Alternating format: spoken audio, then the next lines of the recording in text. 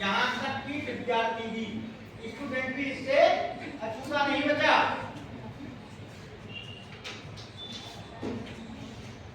Liver से related दुनिया भर की बीमारियां बढ़ती जा रही है। अल्सर, आज आपके 10-11 साल के बच्चों को भी अल्सर हो जाता है, होता नहीं होता? तो वो कंडीशन है, वो किसकी वजह से है? पॉल्यूशन की वजह से। ये जितनी बीमारियां बढ़ रही हैं उसका एक मुख्य कारण क्या है? पॉल्यूशन। पॉल्यूशन बढ़ क्या रहा है? इसका बढ़ने का कारण कौन सा है? इसके 3 मुख्य कारण हैं। और से सुनना बेटे, 3 मुख्य कारण हैं पॉल्यूशन के बढ़ने के। कौन कौन सा? पहला, पॉल्यूशन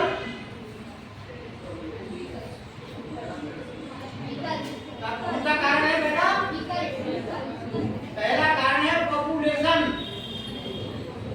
पॉल्यूशन और पॉपुलेशन दूसरा एक दूसरे के पैरेलल हैं। क्यों?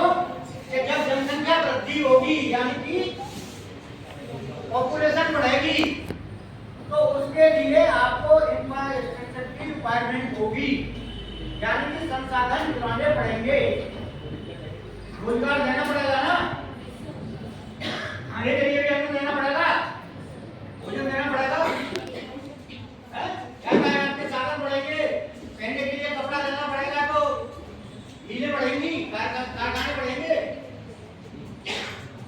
तो जितने बार भी संसाधन की रिक्वायरमेंट बढ़ जाएगी और जो बढ़ेगी तो धीरे धीरे पॉल्यूशन बढ़ना ही बढ़ना। एक सबसे पहला कारण ये है। दूसरा, अवेयरनेस की कमी।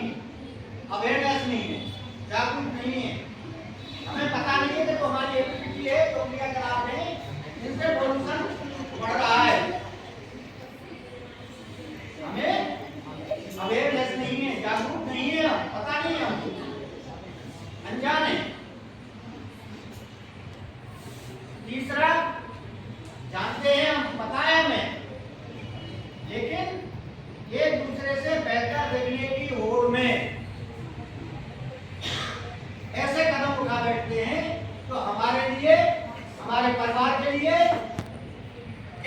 और आसपास के लोगों के लिए, सबके लिए हानिकारक है। एक दूसरे से बेहतर बनने की होड़ आपको सफलता की ऊंचाइयों तक ले जाएगी। आप सफल हो जाओगे, लेकिन किसकी ओर? बनने की। एक दूसरे से बेहतर बनने की, अच्छा बनने की आपकी जो कोशिश है, मेहनत है, वो क्या है? आपको सफल बनाती है, सक्सेस देती है। लेकिन दिखने की ओर, बनने की नहीं, दिखने की ओर आपको रो देती है, बर्बाद कर देती है।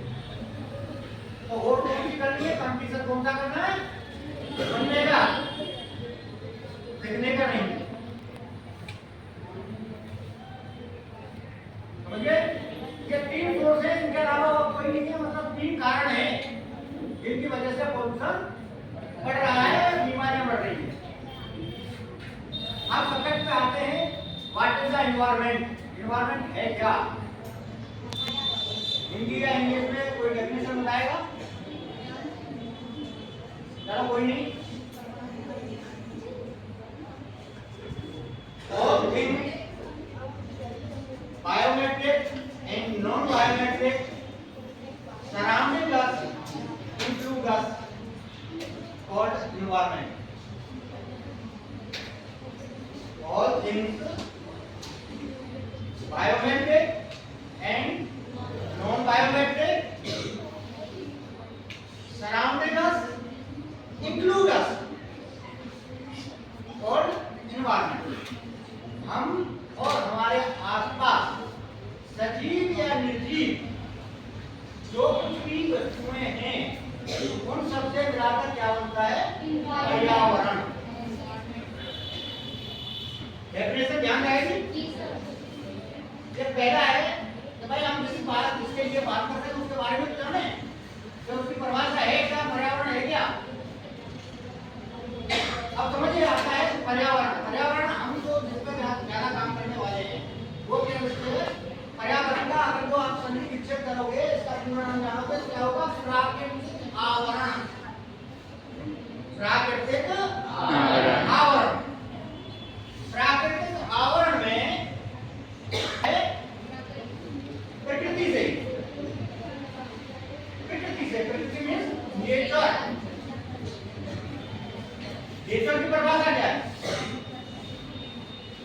The nature is the combination of five assets: soil, space, water, air and fire. प्रकृति पंचतत्व का एक समन्वय है। वो पंचतत्व कौन कौन से हैं? भूमि, गगन, वायु, अग्नि और बीज। अब इन पांचों तत्वों को देखिए आप जरा यहाँ पे।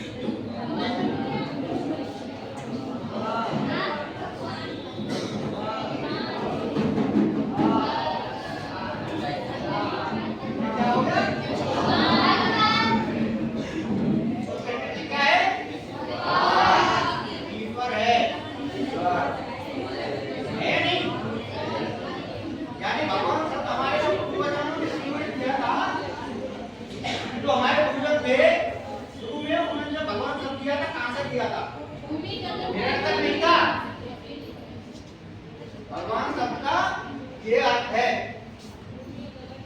समझे? और ये भगवान जो क्या है? प्रकृति है। दूसरे शब्दों में सोचिए, ईश्वर कौन है? प्रकृति कौन है?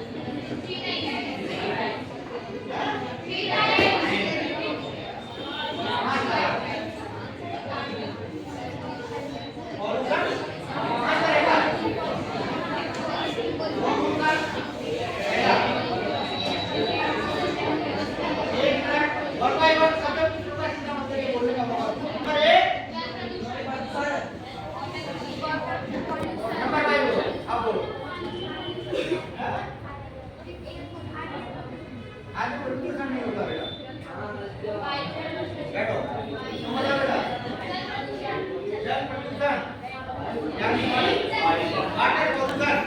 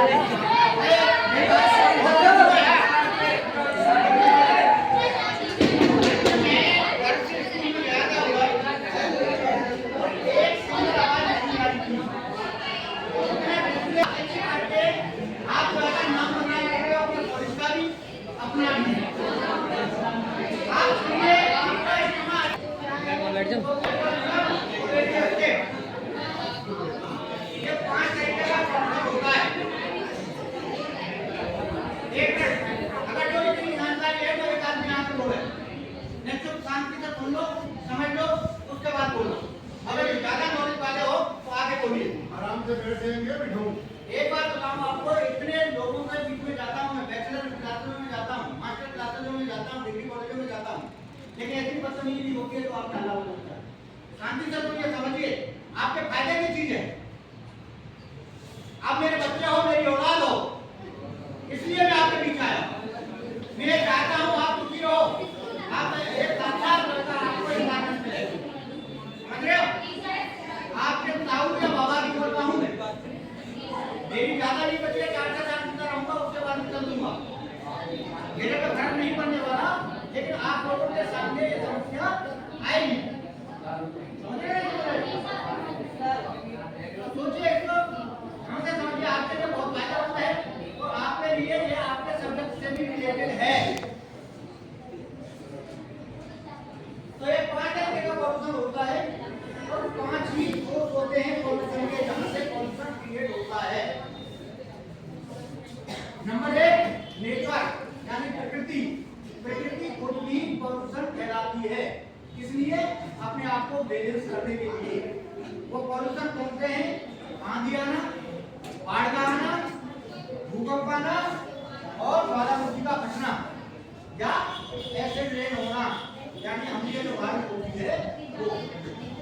ओके, तो ये नेचर खुद भी एक सोर्स है इसका पॉल्यूशन का, लेकिन उसके लिए कोई कंट्रोल हमारा नहीं है, तो ना ही कोई उसका कंट्रोल कर सकता है।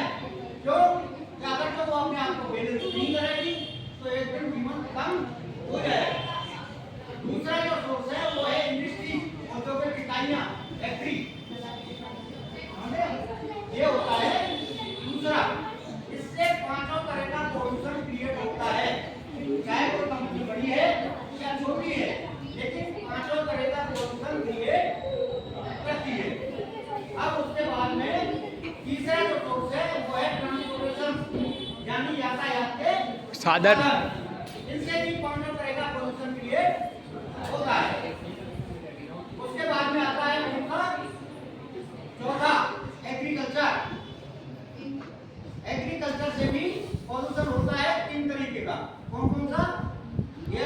पॉल्यूशन, वाटर पॉल्यूशन और सॉइल पॉल्यूशन, ये कई तरह का पॉल्यूशन क्रिएट जो है एग्रीकल्चर से होता है, वो बताऊंगा किस तरीके से होता है। उसके बाद में पांचवा जो रेडियो एक्टिव है, ये हर चीज से नहीं होता क्रिएट, ये केवल इलेक्ट्रॉनिक जो मीडिया है उसी से क्रिएट होता है। अब जो पांचवा सोर्स है वो सबसे ज्यादा खतरनाक है, वो है सीवेज। सीवेज में क्या आता है, आपका घर, ऑफिस, दुकान, कॉमर्शियल जितना भी काम है वो घर सबसे बड़ा इसका मीडियम होता है, वहां से ये पॉल्यूशन 500 तरह का पॉल्यूशन क्रिएट होता है सीवेज से। अब कैसे क्रिएट होता है ये सोचिए, इनकी जितनी गर्मी है किसी में बॉर्डर होगा, सिंगली लगी रहती है, उससे धुआं निकलता रहता है। जो केमिकल है, केमिकल एडिटिव है या कपड़े की है, उससे वाटर पॉल्यूशन होता है, इफ्लुएंट निकलता है। ऐसे को वैसे वाटर जो है निकलता है, फ्लूइड निकलता है, उसे ट्रीटमेंट किया जाता है। इफ्लुएंट ट्रीटमेंट प्लांट लगे होते हैं, उनके द्वारा उसे प्योरीफाई किया जाता है और जब एग्रीकल्चर के लिए उसे यूज में दिया जाता है या रिसाइकिल किया जाता है। वहां से एयर पॉल्यूशन होता है, वाटर पॉल्यूशन भी होता है और सॉइल पॉल्यूशन भी होता है। क्योंकि सबसे पहली बात यह है कि जो तीनों पॉल्यूशन है ऊपर वाले एयर, वाटर और सॉइल, ये तीनों पॉल्यूशन ऐसे पॉल्यूशन है कि अगर जो एक पॉल्यूशन होगा तो वो दो पॉल्यूशन को क्रिएट कर देगा साथ ही साथ। जैसे ही एक ही पॉल्यूशन होगी इनसे तो दो को भी पॉल्यूशन कर देगी, समझ रहे हो? उसके बाद जो एग्रीकल्चर होती है, एग्रीकल्चर से 2 से 3 तरह का पॉल्यूशन क्रिएट होता है। पराली जलाने वाला व्यक्ति बनाने वाली बात है, जो कहते हैं ना लोग कि पराली जलाने से पॉल्यूशन होता है, बिल्कुल झूठ बोलते हैं। पराली जलाने से कोई पॉल्यूशन नहीं होता, उसमें से केवल एक गैस निकलती है, वो कार्बन डाइऑक्साइड पराली जलाने से, और दूसरी कोई गैस नहीं निकलती। अच्छा, उसके बाद कार्बन डाइऑक्साइड गैस को जो हमारे पेड़ पौधे हैं उनके लिए भोजन का भी काम करती है, ये आपको साइंस को पढ़ा दिया होगा। लेकिन उसमें दूसरी चीज क्या होती है, कार्बन पार्टिकल होता है। कार्बन पार्टिकल आपके जो है वाटर को और एयर को दोनों को ही प्योरीफाई करने का काम करता है, यानी उसका अपना रोल है जो हमारे लिए फायदेमंद है। अब क्या है, एग्रीकल्चर से पॉल्यूशन कहां से क्रिएट होता है वो सोचने की बात है। पॉल्यूशन होता है लेकिन कहां से क्रिएट होता है? एग्रीकल्चर में फसल की सुरक्षा के लिए पेस्टिसाइड का यूज होता है। वो एक तरीके से ऑलरेडी जहर है, वो ऑलरेडी पॉइजन है, उसे कीटनाशक कहते हैं। तो कीटनाशक का मतलब क्या है, कीड़ों को मारने की दवा यानी जहर हुआ। वो केमिकल उससे क्या होता है कि उससे ग्रीन हाउस से गैसें निकलती हैं और निकलने के बाद एनवायरमेंट में जाती है। दूसरा जो फर्टिलाइजर यूज होता है, फर्टिलाइजर से भी आपकी ग्रीन हाउस में गैसें निकलती हैं जो सॉइल को भी पॉल्यूट करती है, एयर को पॉल्यूट करती है और वाटर को पॉल्यूट करती है, जैसे कि पेस्टिसाइड यानी कीटनाशक दवाएं करती है। सेम कंडीशन उससे भी जनरेट होती है। ग्रीन हाउस गैसें क्या करती हैं कि जो एनवायरमेंट में जाती हैं, तो एनवायरमेंट में जाने के बाद में पहले सबसे पहला काम उनका जो हमारी ओजोन लेयर है, जो सूर्य से आने वाले अल्ट्रावायलेट किरणें हैं उनसे हमें सुरक्षा प्रदान करती है, उसको डैमेज करती है ग्रीन हाउस गैसें। दूसरा जब ऊपर पहुंच जाती है एयर में तो एक सर्टेन प्रेशर पर, सर्टेन टेम्परेचर पे जाके एक दूसरे से रिएक्ट कर जाती है, और रिएक्ट करने के बाद में क्या होता है, एसिड रेन होती है और जमीन के अंदर रहते हैं। तो जो कीटनाशक होते हैं वो क्या करते हैं, जो जमीन में कुछ हमारे जो हॉर्मोन ट्रेंड हैं, यानी कि जैसे केंचुआ वगैरह हैं, मेंढक हैं, इनको भी मार देते हैं, जिससे कि वो परत क्षमता जमीन की घटती है। क्योंकि इनसे क्या करते हैं, केंचुआ क्या करता है, हार्मोन क्षमता बढ़ाता है। वो एक तरीके से जो है जिसको खाता है, खाने के बाद में उसे फर्टिलाइजर में यूज करके निकाल देता है। या गोरिल्ला एक नाम का एक कीड़ा होता था जो खत्म हो गया है, आपने केंचुआ बहुत कम देखा होगा।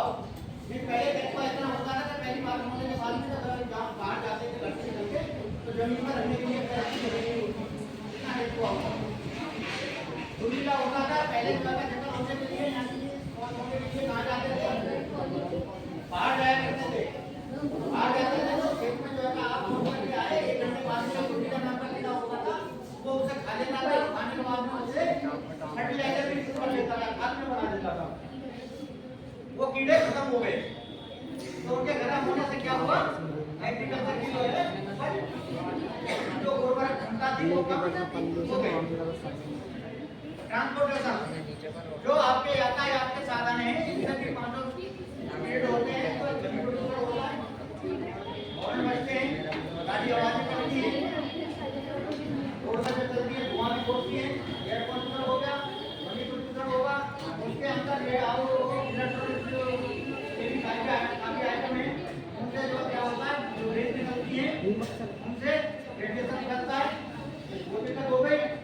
तो ये सारे पॉल्यूशन लुब्रिकेट के लिए क्यों पानी उसे घूमने लाने के लिए उसके लिए या जो है वाश करने के लिए पानी डाला जाता है, एयर पॉल्यूशन भी करता है और सॉइल पॉल्यूशन भी करता है। तो ये दोनों पॉल्यूशन वहां से भी क्रिएट होते हैं। अब आते हैं सबसे छोटा लास्ट में। अच्छा एक बात होता है, जहर को कौन कौन जानते हो? जहर क्या है बताइए?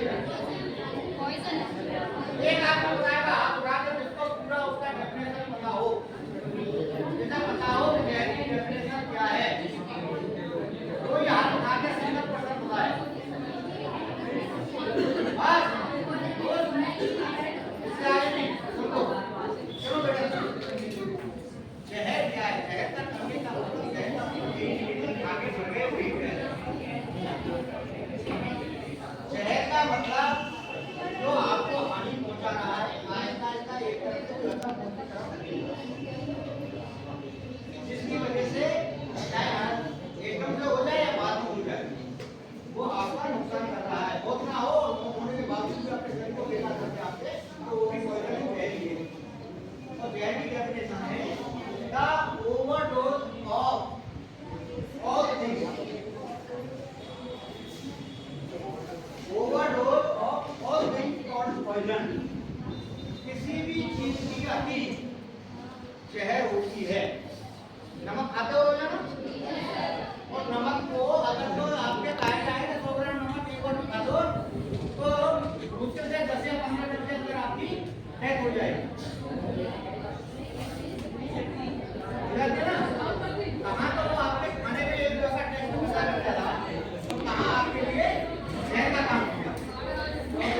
अगर तो आपको एक रोटी की भूख है, 1 या 2 रोटी की भूख है, तो आपके खाली 4 को क्या होगा? पेट में दर्द होगा, उसकी रोटी में लगेगा, तीसरी बात है जहर बन गया।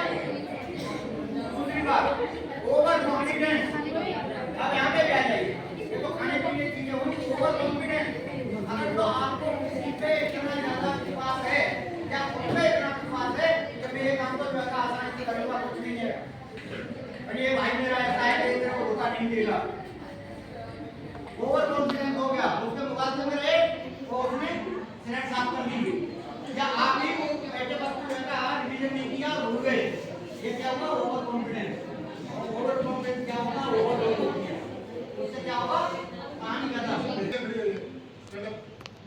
तीनों लड़के खड़े हो जाए, खड़े हो जाओ तीनों, सुनिए ना तुम्हें, खड़े रहेंगे आप। बहुत बोलते हो। तो कोई भी चीज जिसकी की अति हो जाए, यानी कि जो सीमा में है, जब तक लिमिट में है, वो आपके लिए खुराक है, दवा है, लेकिन जैसे ही बाहर जाता है वो जहर बन जाता है। खांसी के लिए कभी कभी घर वाले जो है ना खुद ही जो है एक ढक्कन में होते थे ना, डाल लेते डाले थे ना, तो क्या दवाई है, लेकिन वही अगर जो है पैर बना के दे दिया जाए तो भूल जाओ जहर बन जाएगा।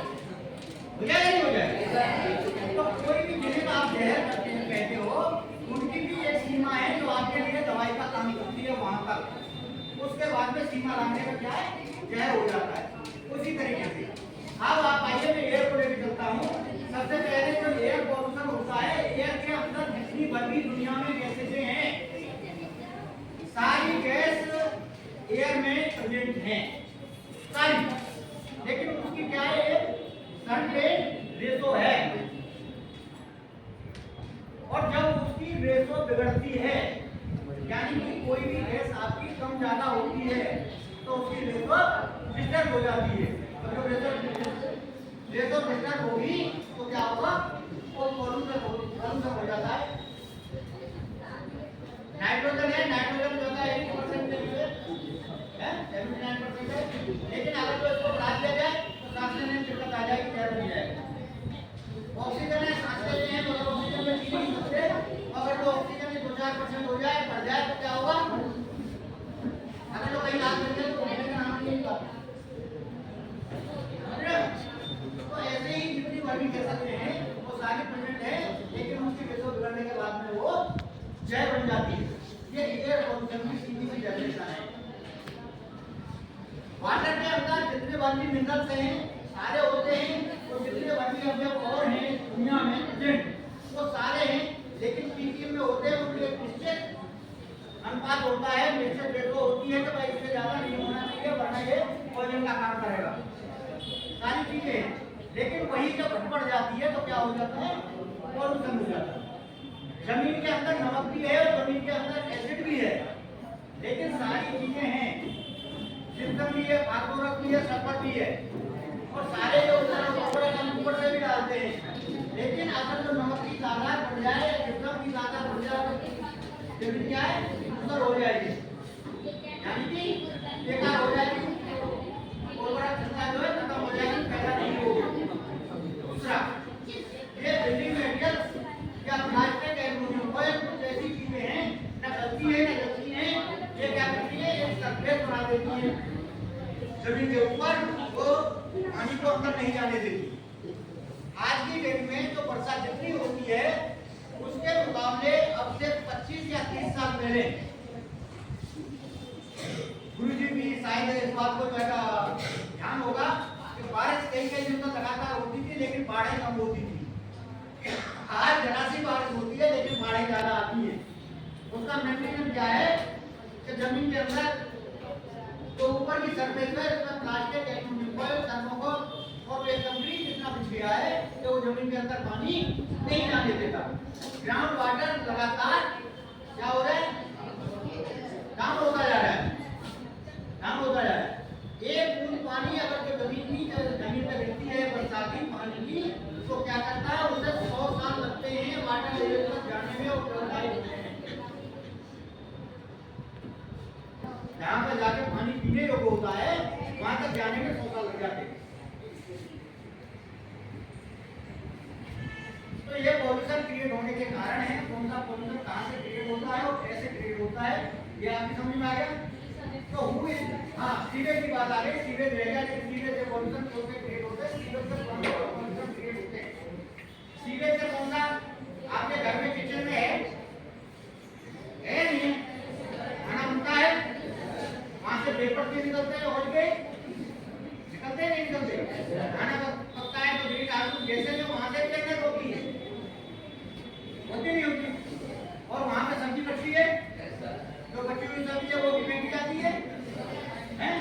बचा हुआ आटा वगैरह जो रहता है, जो छानते हो, उसके पाउडर आता है जमीन में, वो भी है, और बर्तन साफ करते हो वो भी है। ये तो किचन वेस्ट हो गया।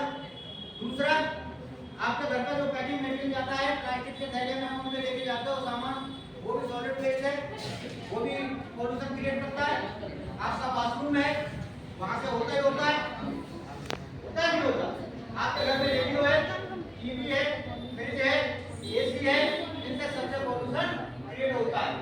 ऐसा नहीं है कि पॉल्यूशन क्रिएट नहीं होता, पॉल्यूशन मेरे बोलने से भी क्रिएट होता है, लेकिन उसकी ये जरूरत है, जरूरत होने के बाद में उसे दूसरे भी जो है उसके लिए रिक्वायरमेंट है, तो वो क्या होता है, कंप्लाई हो जाता है, बराबर हो जाता है।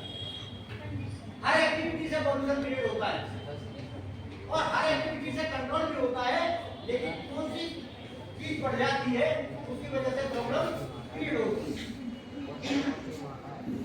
तो सीवेज से सबसे ज्यादा पॉल्यूशन क्रिएट होता है। अब गवर्नमेंट ने एग्रीकल्चर के लिए रूल रेगुलेशन बनाया है, इंडस्ट्री के लिए रूल रेगुलेशन है, ट्रांसपोर्टेशन के लिए रूल रेगुलेशन है, नेचर के लिए कोई रूल रेगुलेशन काम नहीं करता, ना कोई बना सकता है, ये बहुत से बाहर है। अब एक जो 5वां रूल है सीवेज, इसके लिए गवर्नमेंट रूल तो बना देती है, वो बनाए भी थोड़े थोड़े, लेकिन वहां पे अगर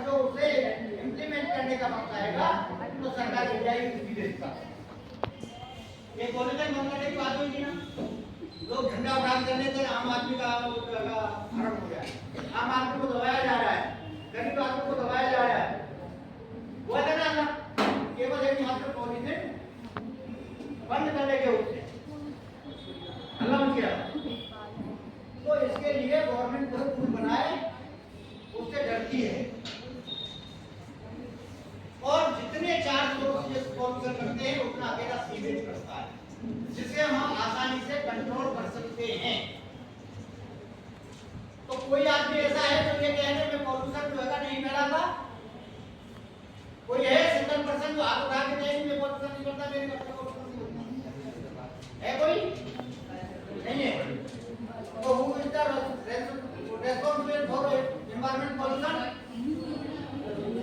है?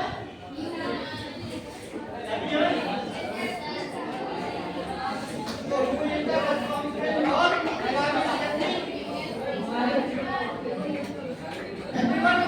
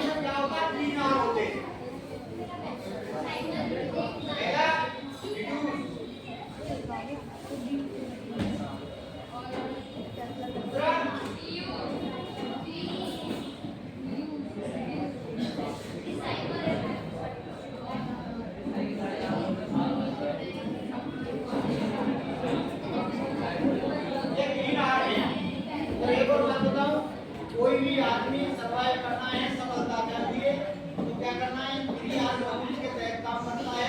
3R मॉड्यूल अपनी लाइब्रेरी वगैरह इम्प्लीमेंट करता है, वही सक्सेस होता है। एनवायरमेंट सेफ्टी के लिए भी ये बहुत बड़ा सोर्स है। एनवायरमेंट की पॉल्यूशन को कम करने के लिए ये बहुत बड़ी क्षमता इसके अंदर है, और इसके जो आदमी इसे मतलब इसे 3R मॉड्यूल को इम्प्लीमेंट करता है अपनी लाइफ में, वही सर्वाइव करता है, यानी वही सफल होता है। कैसे? आपको बताओ, एग्जांपल बताता हूँ। प्लास्टिक 100% प्लास्टिक केवल सिंगल यूज प्लास्टिक को छोड़ के जितनी भी अदर प्लास्टिक है सारी रिसाइकिल हो जाती है। लेकिन वर्ल्ड वाइड आंकड़े जो हैं वो ये बताते हैं कि केवल 9% प्लास्टिक ही रिसाइकिल होती है, 11% जो है वाटर में दी जाती है, और 80% लैंड फिलिंग में जाती है, यानी कि जमीन में दबा दी जाती है। तो कितनी भयावह स्थिति है। तो कैसे दबाई जाती है वो भी बताता हूँ।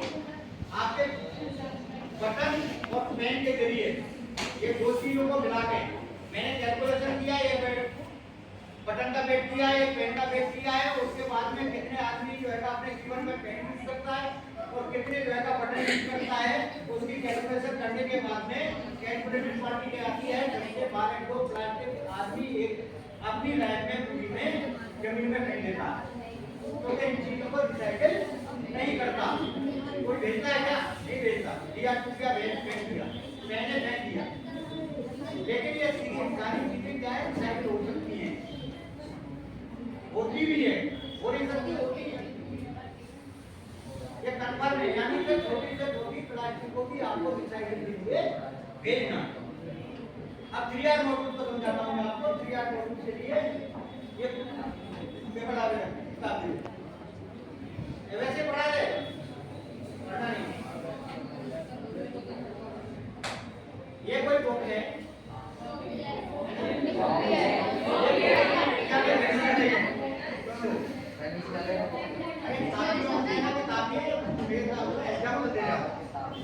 ये बुक है जिसका मैं खरीदा 50 रुपए का। इसने इस क्लास में इसे जितना कोर्स इसे पढ़ना था इस बुक को पढ़ लिया। पढ़ने के बाद में इसका एग्जाम दिया, क्वालिफाइड हो गई और क्वालिफाइड होने के बाद में अगली क्लास में चली गई। अब ये बुक है, इसने क्या काम किया, इस बुक को दूसरी जो उसने पीछे वाली क्लास में थी जो उस क्लास में आई आगे उसे दे दिया पढ़ने के लिए। उसे दिया तो उससे क्या हुआ, इसका रीयूज हो गया। रीयूज हुआ, जब रीयूज हुआ तो वो उसको दूसरे को जो नहीं खरीदनी थी उसका क्या हुआ, रिड्यूस हुआ। हो गया ना, ये कम बनेगी अब कम ज्यादा बनेगी।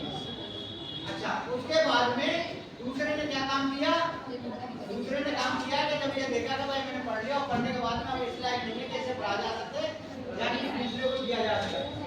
उसने क्या किया, कबाड़ी को दे दिया और कबाड़ी लेके गया और उसे दोबारा कला के कागज को दोबारा बनाया, ये रिसाइकिल हो गया। समझे, ये है। अब इससे देखो बेनिफिट क्या हुआ, दुनिया ने खरीदा 10 रुपए का, वो 50 रुपए की। अब इसने जो है अगले वाले को बेचा आधी कीमत में, फ्री भाई बहुत कीमत में खरीदने के बाद में मैं कह रहा आधी कीमत में खरीदा। आप जो उसके प्राइस में कितने बेच दिया आपने, कितना 50 रुपए की 25 रुपए में बिक गई, तो इस दुनिया को कितना फायदा हुआ, 25 रुपए का, 25 रुपए का फायदा हो गया। अब जिसने इसे आगे जो है बेचा, जब रिसाइकिल के लिए गया तो उसने क्या है, एक तो जो नहीं खरीदनी थी उसका 25 रुपए का फायदा हो गया, 25 रुपए का फायदा होता वहां तो हो गया। अब जब ये रद्दी हो गई, बिल्कुल रद्दी होने के बाद में रिसाइकिल के लिए भेजा गया तो वहां से उसने 1 या 2 रुपया जो भी बेचा वो 1-2 रुपया मिल गया, तो उससे कितना 26 या 27 रुपए का फायदा हुआ। यानी कि बेनिफिट भी हुआ, फायदा भी हुआ और एनवायरनमेंट को फायदा हुआ। तो इसके अगेंस्ट जो अगर पेपर बनने के लिए जो कागज कटना था, वो पेड़ कटना था कागज बनाने के लिए, वो नहीं कटा। और एक बात बताऊं मैं, एक जो नया कागज बनाने के लिए 200 लीटर पानी की जरूरत होती है। एक नया कागज बनाने के लिए 1 किलो कागज बनता है तो उसके लिए 200 लीटर पानी की रिक्वायरमेंट होती है। और वही रिसाइकिल करने के लिए 1 किलो कागज को 20 लीटर की जरूरत होती है, यानी 130 लीटर पानी बच गया। यानी वाटर की वैल्यू बहुत है। ये हो गया 3R मॉड्यूल, समझे। उसके बाद में aluminium foil, aluminium foil recycle हो जाती है। आप सभी लोग पढ़े लिखे हो, समझदार हो, बचपन परिवार से हो, पढ़े लिखे मम्मी पापा हैं आपके, तो वो क्या करते हैं, फूड सेफ्टी के लिए एल्यूमिनियम फॉइल में खाना पैक करके देते हैं आपको, आप लेके जाते हैं। लेकिन वो एल्यूमिनियम फॉइल को आपको क्या करना है, गोली बना के फेंकना नहीं है। डस्टबिन में फेंक दिया, गोली बनाए एक बार डस्टबिन में फेंक दिया नहीं, उससे क्या है बाहर को नुकसान होता है, वो गलती तो उससे घर लेके जाना है, इकट्ठा करना है। इकट्ठा करने के बाद में जब 200 रुपये हो जाए उसका, तो जो एल्यूमिनियम के पुराने बर्तन खरीदने वाले लोग हैं उनको बेच दीजिए, 70% कॉस्ट आपको वापस मिल जाएगी, यानी पैसा मिलेगा।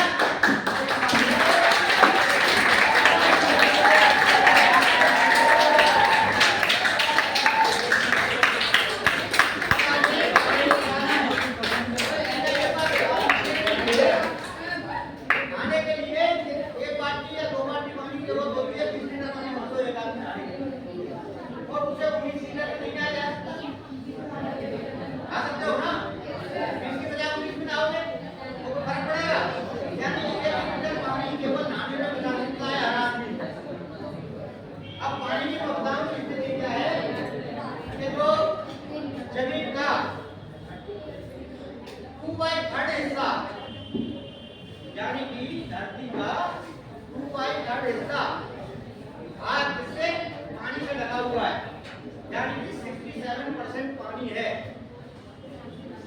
लेकिन धरती को पीने लायक पानी है वो कितना है, 1%। 5% कौन सा है? ग्राउंड वाटर या पहाड़ों पर जो झरने का पानी होता है, ज्यादा नहीं है। अब जो जितने वर्ग हमारे डिस्ट्रिक्ट हैं जो ऑल ओवर इंडिया में, उनमें 50% डिस्ट्रिक्ट ऐसे हैं जिनका पानी आप पी नहीं सकते, जमीन से निकाल के सीधा नहीं पी सकते, इतना पॉल्यूटेड हो चुका है। 4 सेंचुरी का पानी कोई पीजिएगा नहीं पी सकता ना, मुझे लगता है कि बड़ा बड़ा बनने वाला पानी पीने लायक नहीं, अगर ट्रीटमेंट की नहीं पी सकते। तो इतना पॉल्यूटेड वाटर होता है और इसकी सबसे बड़ी कमी यही है कि यह दुनिया भर की जाती है चीजें जा रही है। दूसरा सुनो, रिसाइकल के लिए वाटर को रिसाइकल कैसे किया जा सकता है, बताने की बात हो गई। रिसाइकल के लिए आपने कपड़े धोए, कपड़े धोने के बाद में जो रात की बाल्टी थी, रात की बाल्टी से अगर जो घर में मौका लगाएगा तो क्या होगा, पानी को क्या हो गया, रिसाइकल हो गया। आपको रिसाइकल मोटरसाइकिल या उसके बाद में फोर व्हीलर है उसको धोने के लिए वो साबुन वाले पानी का यूज कर सकते हो, तो वहां से आपका वाटर सेव होगा और वाटर रिसाइकल भी होगा। उसके बाद में पानी को ये जो ट्रीटमेंट जो पानी है जो आपने यूज कर लिया है, इसे वैसी कच्ची जमीन में नहीं फेंकना है, इसे सीधे से जो आ जाएगा एसटीपी सीवेज ट्रीटमेंट प्लांट, वहां पे जाके इसके ट्रीटमेंट होगा। तो इसका जो सॉलिड वेस्ट निकलेगा वो क्या है, फर्टिलाइजर के काम में आ जाएगा, और जो उसका लिक्विड होगा पानी वो एग्रीकल्चर में गार्डनिंग में काम आ जाता है, मतलब वहां से पानी रिसाइकल हो जाता है। ये वाटर के लिए अगर तो बिजली बचाने, देखो जितने वर्ग नेचुरल रिसोर्सेज हैं इनके अगर तो यूज करते हो तो आप एनवायरनमेंट फ्रेंडली काम करते हो, एनवायरनमेंट को बचाने का काम करते हो। कोई भी चीज जिससे देखो तो मैं बताऊं एनवायरनमेंट सेफ्टी के लिए 1 पैसा खर्च नहीं करना, 1 पैसा, 1 मिनट का वक्त आपको बर्बाद नहीं करना। अभी आपको एक कहानी सुनाऊंगा, मैं छोटे से 11 साल के बच्चे की, सभी ने अपनी आंखों से देखा है। ये चश्मा है और इस चश्मे को टूट गया, 1 मिनट ये टूट गया, और टूटने के बाद में आप मुझे ये सोचना है कि मैं इसका क्या फायदा उठाऊं, मैं इसका क्या फायदा उठाऊं। इस वक्त ये सोचूंगा मैं खुद ही जो है एनवायरनमेंट को सेफ करूंगा और अपना मैनेजमेंट को बनाऊंगा। बस केवल इतना सोचना है, बाकी काम तो अपने आप बन जाएंगे। अब मैं बताता हूँ आपको 11 साल के बच्चे कहानी दिल्ली में था, उत्तम नगर में ऐसे ही उन लोगों को जैसे एनवायरनमेंट अवेयरनेस का प्रोग्राम है, ऐसे प्रोग्राम का अटेंड किया, अटेंड करने के लिए बाहर निकला संडे के बाद, छुट्टी का टाइम होता था, गवर्नमेंट स्कूल था जिसमें छोटे छोटे बच्चे थे, वो 8वीं क्लास तक का स्कूल था, वो बच्चा 4वीं या 5वीं क्लास का। उन बच्चों को मैंने देखा, मैं बेटे के साथ खड़ा हो गया भीड़ की वजह से, तो मैं खड़ा था बेटे के साथ में, एक बच्चा आया, उसने बैग में उसने बोतल निकाली अपनी पानी की, उसमें पानी था, वो बचा हुआ पानी उसने जो है गमले में डाल दिया, गमला रखा था उसमें डाला, मेरी आंखें जो था खुले ही उसे देखते हुए एक्टिविटी को मैं उसके पीछे हो गया। जब उसके पीछे गया 10 कदम चला, एक बगल में जो है कुत्ता बैठा हुआ था, उसने टिफिन खोला अपना, और टिफिन में से जो बचा हुआ रोटी का टुकड़ा था वो उसने उस कुत्ते को डाल दिया, और उसके बाद जो एल्यूमिनियम के फॉइल थी जिसमें वो पैक करके लाया था, उसने उस एल्यूमिनियम के फॉइल को पैक किया और वो पैक करने के बाद में अपने टिफिन में रख दिया। अब उससे रुका नहीं था, मैं वो गया उसको बच्चे के पास, बोले बेटे तुमने जो है पानी की बोतल निकाल के पानी गमले में डाला, आगे बाहर नहीं बैठ सकते थे, कहते हैं बाहर तो बैठते जाता, बेकार चला जाता, वो पेड़ में लग गया तो पेड़ को पानी मिल गया। फिर उसके बाद तुमने कुत्ते के सामने रोटी डाली, क्या करते हैं बच्चा वैसे रहता,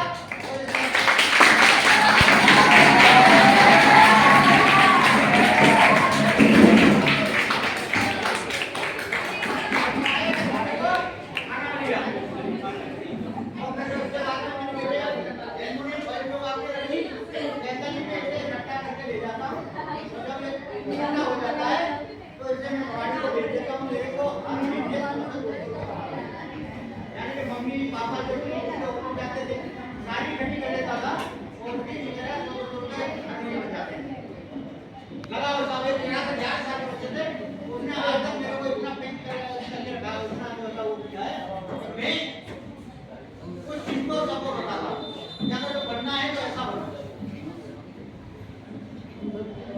एक चीज बताऊं मैं आपको, देखो अब ये हो गए एनवायरमेंट से रिलेटेड। अब आपने मतलब की चीज बनाता है, गौर से सुनना, आपके लिए बहुत फायदेमंद चीज है। देखो हर इंसान के अंदर नेगेटिव और पॉजिटिव दोनों एनर्जी होती है। ये मोटिवेशन की ट्रेनिंग है, बेटे मोटिवेशन आपके लिए खाता हूं, मुझे 1 घंटे का 10,000 1 घंटे का 10,000 रुपए का चार्ज होता है मेरा। आपको मुफ्त में जो है टाइम दे रहा हूं, गौर से सुन लो, वैसे नहीं मैं बिल्कुल नहीं सुनूंगा। हर इंसान के अंदर दोनों एनर्जी प्रेजेंट होती है, नेगेटिव और पॉजिटिव। हर चीज के अंदर दोनों एनर्जी होती है। नेगेटिव एनर्जी का जो प्रॉपर्टी है वो ये है कि नेगेटिव एनर्जी अपने आप सेल्फ एक्सपोज होती है, उसके लिए कुछ करने की जरूरत नहीं है, वो अपने आप ही एक्सपोज होती है। और जो पॉजिटिव एनर्जी है उसे एक्सपोज करने के लिए क्या है, आपको फोर्स करना पड़ता है, लेबर करना पड़ता है। तो नेगेटिव एनर्जी आपके अंदर, नेगेटिव एनर्जी का मतलब समझते हो मेरे से? नहीं समझे? नेगेटिव एनर्जी का मतलब होता है जो आपके अंदर कमजोरी है, आपकी जो भी कमजोरी है, चाहे वो किसी भी तरीके की है, आपके चरित्र से रिलेटेड है या कैरेक्टर से रिलेटेड है या आपकी स्टडी से रिलेटेड है या आपके मतलब फिजिकली यानी शरीर से रिलेटेड है, जो भी कमजोरियां हैं उन कमजोरियों को कभी भी अंदर दबाने की कोशिश मत करना, क्योंकि जिन चीजों को आप जो है नेगेटिव एनर्जी को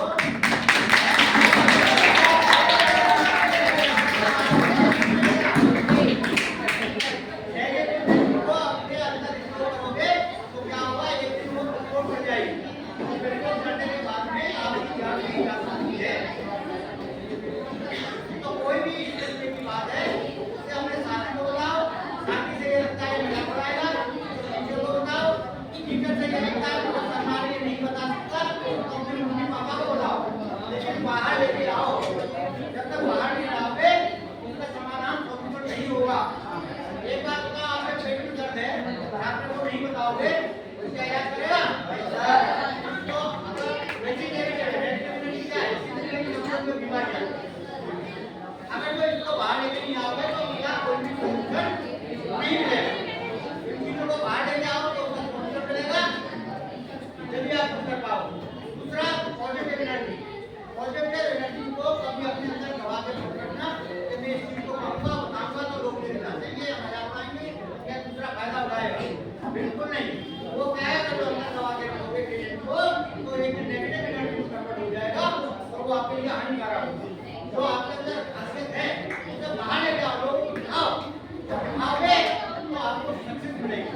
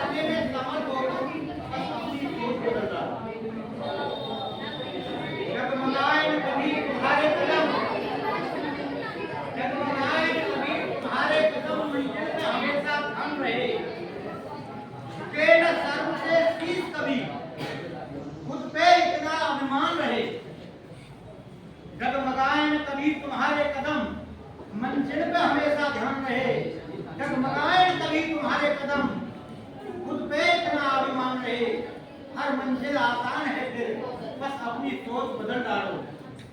एक मिनट, वर्षा की हर बूंद अपने को नगण्य समझ लेती, वर्षा की हर बूंद अपने को नगण्य समझ लेती, क्या कभी समुद्र भर पाता, घर का हर कण अपने को तुच्छ समझ लेता, क्या घटिक हिमालय रह पाता? तिनके तिनके में शक्ति है, बस अपनी सोच बदल डालो। ऑलवेज बी पॉजिटिव, हमेशा सकारात्मक रहो, पॉजिटिव सोच रखो, पॉजिटिव एटीट्यूड रखो, कभी नेगेटिव नहीं सोचो। सफलता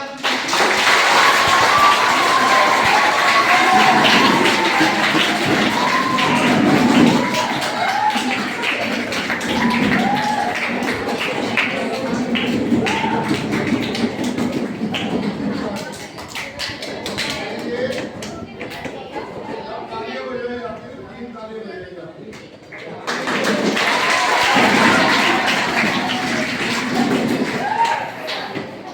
मैं जानता हूँ आप बड़े धैर्य के साथ सुन रहे हैं, बहुत अच्छी बात है, मैं प्रशंसा करता हूँ आपकी।